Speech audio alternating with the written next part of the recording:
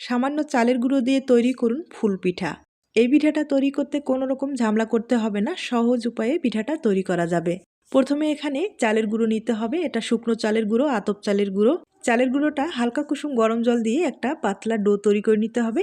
ডোটা কিন্তু ভালোভাবে মথে নিতে হবে, আর মথে নেওয়ার পরে যদি ভিতরে দানা থেকে যায় সেক্ষেত্রে কিন্তু চেলে নিতে পারেন।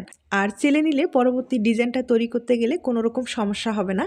এই পিঠাগুলো আপনারা কিন্তু সিরিঞ্জের সাহায্যে তৈরি করে নিতে পারেন, অথবা প্লাস্টিকের ব্যাগে ঢুকিয়েও কিন্তু খুব সহজেই পিঠার ডিজাইনটা তৈরি করে নিতে পারেন।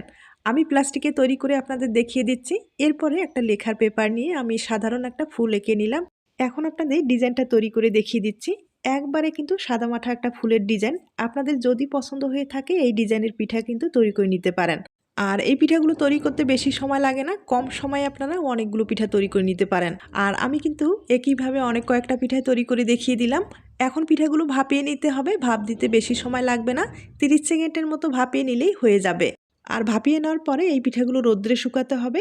আর আপনাদের যদি রোদ্রের ব্যবস্থা না থাকে সেক্ষেত্রে কিন্তু হালকা আলো বাতাসের মধ্যে রাখলেও পিঠাগুলো সহজেই শুকিয়ে যাবে, অথবা ফ্যানের নিচে রেখেও শুকাতে পারেন। আমি কিন্তু রোদ্রে শুকিয়ে নেব।